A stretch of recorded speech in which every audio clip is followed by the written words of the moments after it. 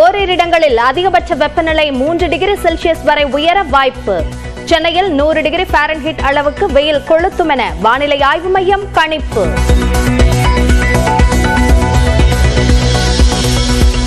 அதிமுகவிலிருந்து விலகல் என பரவும் தகவலுக்கு முன்னாள் அமைச்சர் ஜெயக்குமார் மறுப்பு. பாஜகவுடன் கூட்டணி அமைத்தால் விலகுவதாக கூறவில்லை என விளக்கம். கூட்டணி அமைந்தால் விலகுவதாக சொன்னார் என்று சொல்லி அவருடைய கருத்தை சொன்னார். அவர் நான் எந்த நேரத்திலையும் நான் அதுமாதிரி சொல்லவே இல்லை.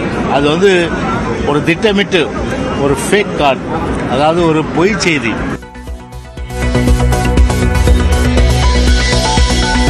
பாஜகவுடன் கூட்டணி வைத்தது வருத்தமாக உள்ளது என கூறிய அதிமுக முன்னாள் எம்எல்ஏ குணசேகரன்.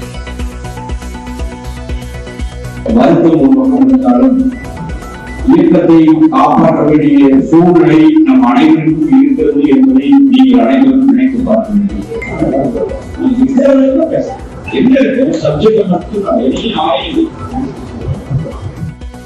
கூட்டணி பற்றி பேசும்போது அழுத அதிமுக கவுன்சிலர் கண்ணப்பன்.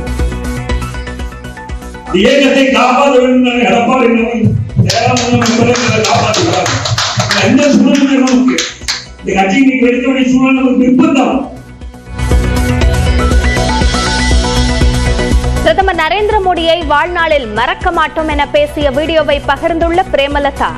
யாருடனும் கூட்டணி பேச்சு நடத்தவில்லை என அண்மையில் கூறியிருந்த நிலையில் ட்விட்டரில் வீடியோவை பகிர்ந்தார். வெறுப்பு அரசியலை விட அன்பை விதைக்கும் அரசியல்தான் வலுவானது. பழங்குடியினருக்கான 1000 வீடுகளை திறந்து வைத்த முதலமைச்சர் மு.க. ஸ்டாலின் பேச்சு. வக்ஃப் சட்டத்தை எதிர்ப்பதன் மூலம் வாக்கு வங்கி அரசியல் வைரஸை காங்கிரஸ் பரப்புகிறது. ஹரியானாவில் நடந்த விழாவில் பிரதமர் நரேந்திர மோடி சாடல். கொடைக்கானலில் கோடை சீசனையொட்டி 3 புதிய இடங்களில் வாகன நிறுத்தும் இடங்கள் திறப்பு. கட்டணம் முடிவு செய்யப்பட்டு ஓரிரு நாட்களில் பயன்பாட்டிற்கு வரும். திண்டிவனத்தில் பிரத்யேக ஆடை அணிந்து கடத்தப்பட்ட 230 மது பாட்டில்கள் பறிமுதல். புதுச்சேரியிலிருந்து செஞ்சிக்கு கடத்திய 2 பெண்கள் கைது.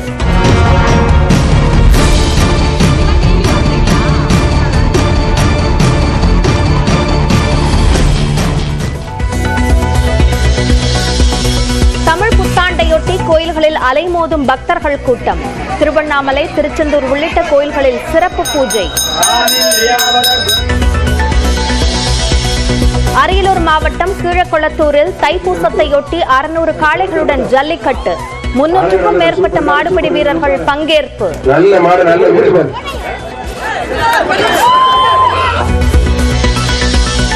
கர்நாடகாவில் இன்று நள்ளிரவு முதல் லாரிகள் வேலை நிறுத்தம். தமிழ்நாட்டு லாரிகள் செல்ல வேண்டாம் என அறிவுறுத்தல். இந்தி நடிகர் சல்மான் கானுக்கு வாட்ஸ்அப் மூலமாக கொலை மிரட்டல். வீடு புகுந்து கொலை செய்வேன் என மிரட்டல் விடுத்தவர் குறித்து விசாரணை. பஞ்சாப் நேஷனல் வங்கி நிதி மோசடி புகாரில் தேடப்பட்டு வந்த தொழிலதிபர் மெகுல் சோக்சி பெல்ஜியத்தில் கைது. இந்தியா கொண்டுவர நடவடிக்கை. குஜராத் கடற்கரையில் 300 கிலோ போதைப் பொருள் பறிமுதல். 1800 கோடி ரூபாய் மதிப்புள்ள போதைப் பொருட்களை கடலோர காவல் படையினர் கைப்பற்றினர். ரஷ்ய பிரீமியர் லீக் கால்பந்து போட்டியில் பந்தை தடுக்க முயன்ற போது மோதிக்கொண்ட 2 வீரர்கள் சுய நினைவின்றி விழுந்த நிலையில் மருத்துவமனையில் அனுமதி.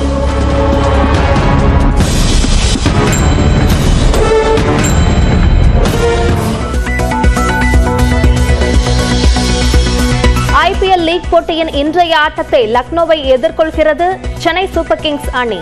தொடர் தோல்வியிலிருந்து மீளுமா என ரசிகர்கள் ஏக்கம். பாமகவில் ராமதாஸ் அன்புமணி இடையே மோதல் ஏற்பட்டுள்ள நிலையில் அது தங்கள் உள்கட்சி விவகாரம் என்றும் ஆட்சியை பிடிப்பதே இலக்கு என்றும் அன்புமணி ராமதாஸ் கூறியுள்ளார். என்ன நடக்கிறது பாமகவில் விரிவாக பார்க்கலாம். இது எங்களுடைய உட்கட்சி விவகாரம். பாட்டாளி மக்கள் கட்சியை ஆளும் கட்சியாக மாற்ற வேண்டும் என்ற நோக்கத்தில் கடுமையாக நாங்கள் எல்லோரும் சேர்ந்து உழைப்போம். பாமகவில் அடுத்தடுத்து நிலவிய பரபரப்பான காட்சிகளுக்கு பதில் தரும் விதமாக அன்புமணி பேசிய காட்சிதான் இது. விழுப்புரம் தைலாபுரத்தில் கடந்த 10ஆம் தேதி செய்தியாளர்களை சந்தித்த ராமதாஸ் இனி தான் பாமகவின் தலைவர் என்றும் அன்புமணி ராமதாஸ் செயல் தலைவராக செயல்படுவார் என்றும் பாமக தொண்டர்களுக்கு அதிர்ச்சி அளித்தார். 2026 சட்டமன்ற தேர்தலை எதிர்கொண்டு இந்த முடிவு எடுக்கப்பட்டதாக ராமதாஸ் கூறினாலும் கடந்த டிசம்பரில் பாமக சிறப்பு பொதுக்குழுவில் நிகழ்ந்த சம்பவம்தான் காரணம் என கூறப்பட்டது. பாமகவின் இளைஞரணி தலைவராக தனது மகள் வழி பேரன் முகுந்தன் பரசுராமனை ராமதாஸ் நியமித்ததற்கு மேடையிலேயே அன்புமணி எதிர்ப்பு தெரிவித்த நிலையில் அதுவே இந்த திடீர் முடிவுக்கு காரணம் என கூறப்பட்டது. இந்நிலையில் ராமதாசுக்கு பதிலடி கொடுக்கும் வகையில் பாமகவின் தலைவராக தொடர்ந்து செயல்படுவேன் என அன்புமணி ராமதாஸ் அறிக்கை ஒன்றை வெளியிட்டார். அன்புமணியின் அறிவிப்பை திண்டிவனத்தில் தொண்டர்கள் பட்டாசு வெடித்து கொண்டாடினர்.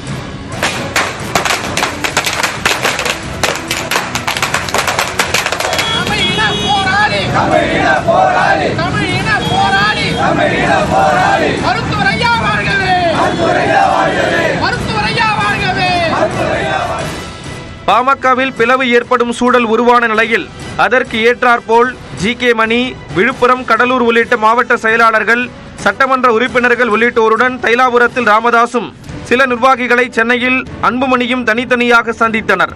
தைலாபுரம் கூட்டத்தை தொடர்ந்து செய்தியாளர்களை சந்தித்த ஜி.கே. மணி, ராமதாசும் அன்புமணியும் மிக விரைவில் இணைவார்கள் என்றார். மிக விரைவில் இருவரும் சந்திப்பார்கள், பேசுவார்கள், நிகழ்ச்சிகள்லாம் மாநாடுகள் மற்ற பணிகளை இருவரும் சேர்த்து செய்வார்கள். இதனிடையே இந்த பிரச்சனைக்கு மூல காரணியான முகுந்தன் சென்னை அக்கரையில் உள்ள அன்புமணி வீட்டிற்கு சென்று சமாதான பேச்சுவார்த்தை நடத்தினார். அவரை தொடர்ந்து வன்னியர் சங்க மாநில செயலாளர் சேலம் கார்த்திக், பாமக வழக்கறிஞர் பிரிவு செயலாளர் பாலு உள்ளிட்டோர் அன்புமணியுடன் ஆலோசனை நடத்தினர். இதையடுத்து சென்னை அடுத்த திருவிடந்தையில் சித்திரை முழுநிலவு இளைஞர் பெருவிழா மாநாடு நடைபெறும் இடத்தை ஆய்வு செய்ய சென்ற அன்புமணி வடியில் பனையூரில் கட்சி நிர்வாகிகளை சந்தித்து பேசினார். திருவிடந்தையில் செய்தியாளர்களை சந்தித்த அன்புமணி ராமதாஸின் வழிகாட்டுதலில் பாமகவை தமிழ்நாட்டில் ஆளும் கட்சியாக மாற்றுவதற்கு கடுமையாக உழைப்போம் என ட்விஸ்ட் கொடுத்தார். இது எங்களுடைய உட்கட்சி விவகாரம்.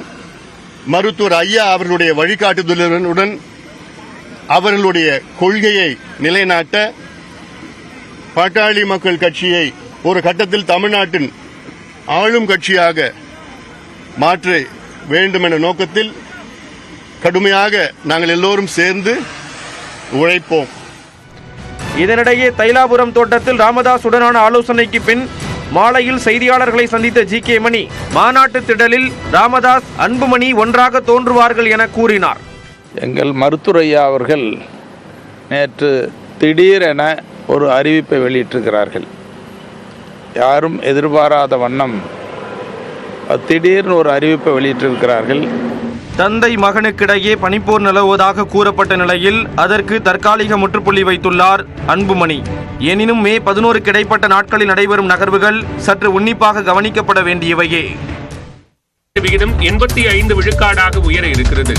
அண்மையில் நடத்தப்பட்ட சாதிவாரி கணக்கெடுப்பில் மாநிலத்தின் மக்கள் தொகையில் 70 விழுக்காடு பிற்படுத்தப்பட்ட வகுப்பினர் இருப்பது தெரியவந்தது.